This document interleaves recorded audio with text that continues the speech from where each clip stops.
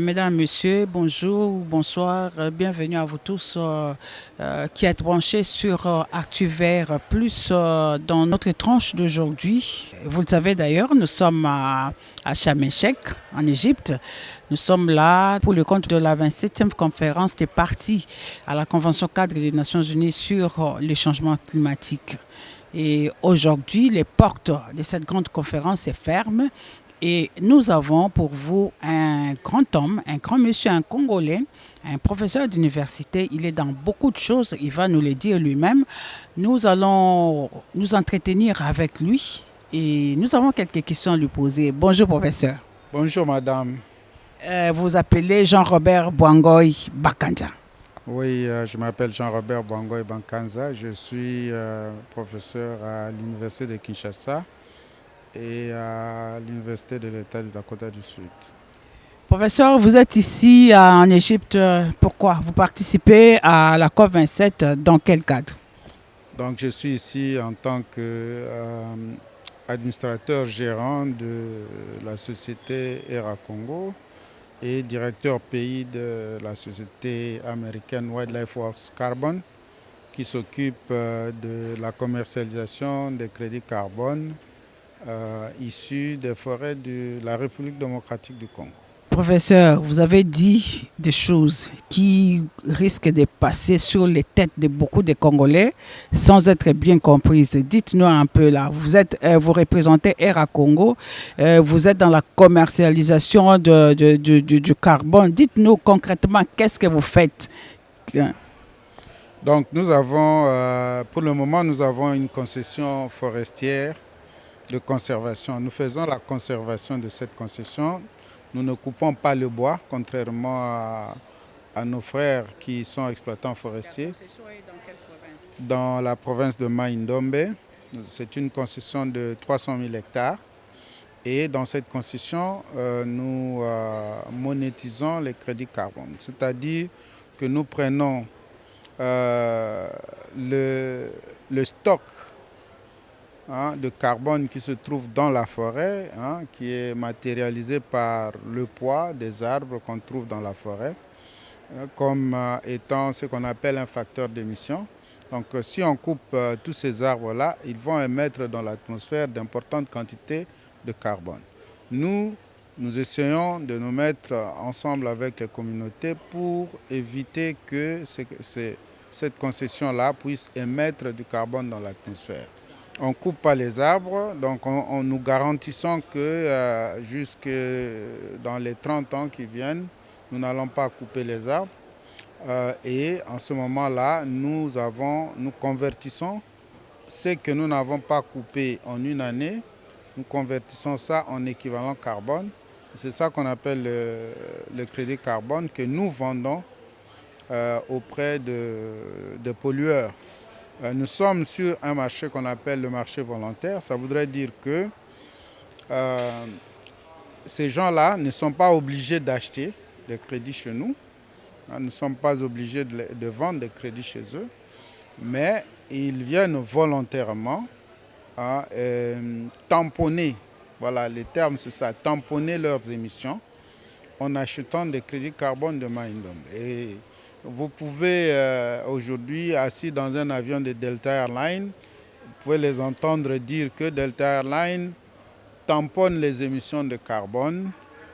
En fait, ils tamponnent ces émissions de carbone, entre autres, avec les crédits carbone qu'ils achètent chez nous dans le cadre de notre concession de conservation de Mai-Ndombe.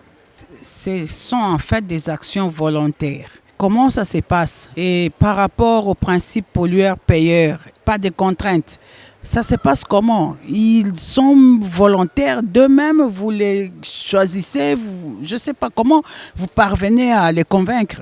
Bon, disons, le principe pollueur-payeur, c'est juste un principe, c'est un slogan à mon sens. Les pollueurs ne payent pas. Nous avons approché plusieurs pollueurs dans le monde avec des crédits. Nous avons des crédits depuis 2011. Nous n'avons pas réussi à les vendre parce que nous sommes allés voir tous les pollueurs. Je peux vous citer des noms. Nous avons été chez Coca-Cola, qui a beaucoup d'usines qui font de la pollution. Nous avons discuté avec eux et ils ont dit ah merci, vous avez fait un bon discours, mais nous n'achetons pas de crédit. Nous avons été chez Google et nous avons discuté aussi avec eux. Ils ont dit oui, oui, oui, bon, c'est bien, mais nous n'achetons pas de crédit. Chez Mozilla, ils nous ont d'ailleurs dit que bon, nous n'achetons pas de crédit, mais nous pouvons vous donner une station de production d'énergie dans votre ville. Mais nous n'achetons pas de crédit. Donc, les pollueurs ne sont pas obligés d'acheter des crédits. Il n'y a personne qui les contraint à pouvoir acheter des crédits. Ceux qui achètent des crédits chez nous, ils les achètent volontairement.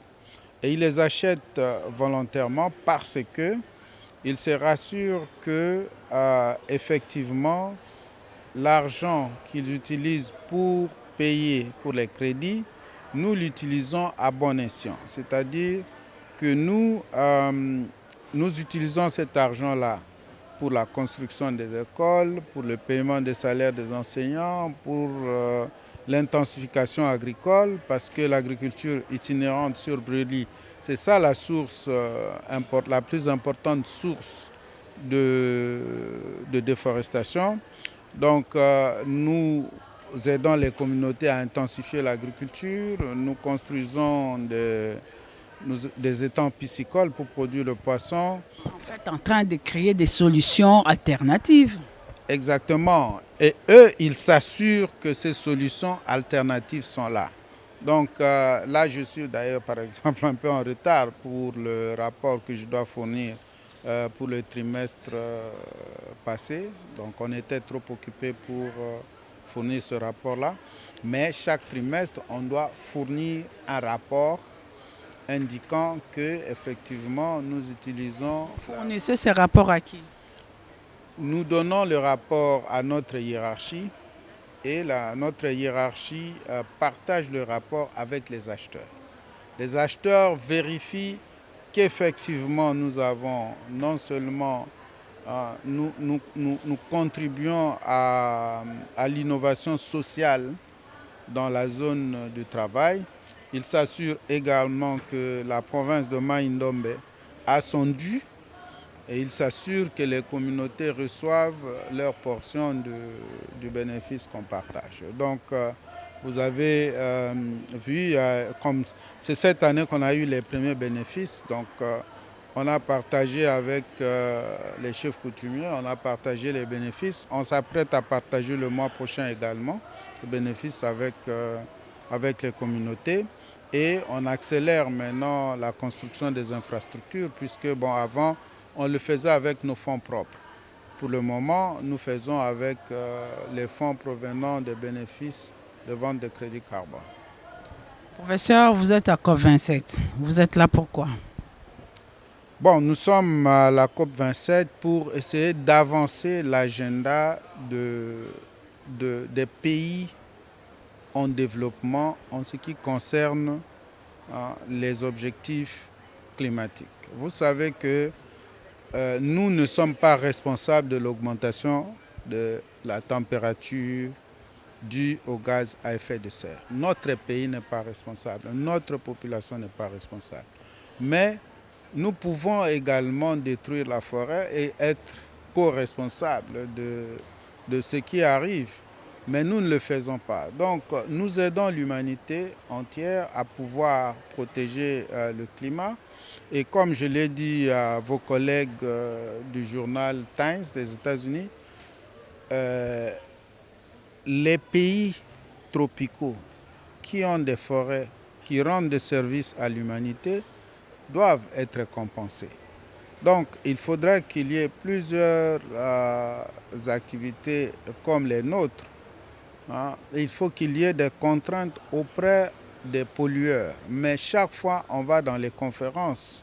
On va dans les conférences de partis et les pollueurs ont une certaine immunité. L'immunité des pollueurs est vraiment extrêmement importante. Donc, et c'est ça la difficulté que nous avons. Il n'y a personne qui accepte qu'on puisse obliger les pollueurs à pouvoir payer pour la pollution qu'ils sont en train de faire. Mais il y a quand même beaucoup de pollueurs, comme je vous ai dit, de bonne volonté. Vous avez vu ici nos acheteurs qui sont venus voir madame pour dire qu'ils sont prêts à faire des projets dans toutes les provinces. Ils ont entendu les cris des gouverneurs de province qui étaient ici. Et ils ont eu une réunion avec les gouverneurs de province qui ont exprimé leur volonté de voir les projets, à l'exemple du Maïndombe, s'installer également dans leur province. Donc, ils ont entendu les cris et nous aussi, nous allons essayer de voir dans quelle mesure nous allons nous déployer dans les autres provinces également pour que les bénéfices soient partagés et que ces forêts qui sont là, qui ne donnent rien aux communautés, pour le moment, pendant qu'ils rendent des services à l'humanité, qu'ils puissent donner quand même des bénéfices aux populations, à la République et aux provinces. Merci beaucoup, professeur. Nous avons compris. J'ai senti que vous avez beaucoup à dire, mais nous sommes à la télé, les temps sont vraiment limités. Merci de nous avoir accordé cette interview. Et chers amis téléspectateurs d'Actu Vert, vous venez de suivre là, nous venons de recevoir le professeur Jean-Robert Boangoy Bakanja, professeur à l'université, et beaucoup d'autres titres là que je ne saurais répéter ici. Merci professeur et à la prochaine.